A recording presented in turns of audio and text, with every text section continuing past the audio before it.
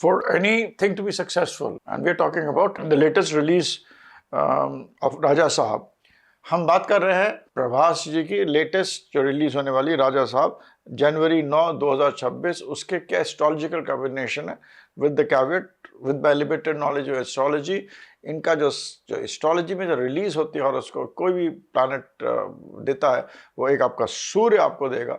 सूर्य आपको जब तक को ख्याति देता है वो सूर्य देता है। मरकुरी कम्युनिकेशन का बहुत इंपॉर्टेंट है, जुपिटर भी बहुत इंपॉर्टेंट है, आपका सैटर्न मार्सस के लिए इंपॉर्टेंट है, और मून किस नक्षत्र में उस दिन वो कितना इंपॉर्टेंट है। तो मैं ये देख रहा हूँ कि उस दिन इनका Moon is in Sun and Mercury तो विर्गो में है और मून सैजिटेरियस में है। तो इससे ये प्लान ये सॉलिड मूवी होगी जिसको कि ये सॉलिडली प्लान करेंगे। Because I am also correlating, हम इसको कोरिलेट करें प्रभास जी की हॉरोस्कोप के साथ जो कि आपको पीछे दिखाई देगी। उसके अंदर मैं खाली चंद्रलग्न को देखता हूँ और बाकी चीज़ें भी मैंने देखी, नक्षत्र वगैरह। उसके अंदर जो है इनका जो इतने भी प्लैनेट्स हैं ये आपके 10th हाउस में बैठे हैं। और उस time Mercury Sun and various other planets would be in Virgo, और सैटर्न जो होगा वो रेट्रोग्रेड से डायरेक्ट हो जाएगा, और जुपिटर भी बहुत स्ट्रांगली प्लेस्ड होगा 10th हाउस के अंदर। तो 10वां घर प्रोफेशन, प्रेस्टीज, नॉलेज का होता है। इनका जुपिटर, राहु, शनि तीनों 10वें घर में बैठे हुए हैं। ये तीनों ये सारे प्लैनेट्स हैं, ये they get excited, they come into motion, they come into action, they are very well placed at that time. Moon is also placed in the house of Sagittarius.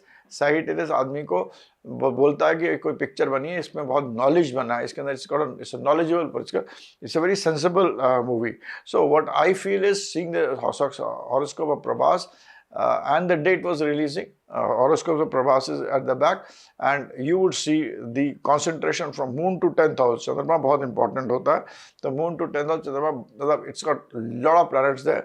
Transits को मैंने देखा है, जिस दिन रिलीज होगी उस दिन के ट्रांजिट्स को मैंने देखा है। वहाँ 11th हाउस में बहुत कंसंट्रेशन है, विर्गो में बहुत कंसंट्रेशन है, और उसका जो डिपॉजिटर है वो दूसरे घर में बैठ गया है। दूसरा घर जो होता है वो बहुत ही अच्छा घर होता है, जो आदमी को नाम देता है, ख्याति देता है, पैसा देता है। तो and the mercury planet, moon is in that particular place. Moon बड़ा इंपॉर्टेंट रोल प्ले करता है, जो कि 9 तारीख को आपका इनके 2nd हाउस के कस्प में होगा, 2nd हाउस से उधर होगा।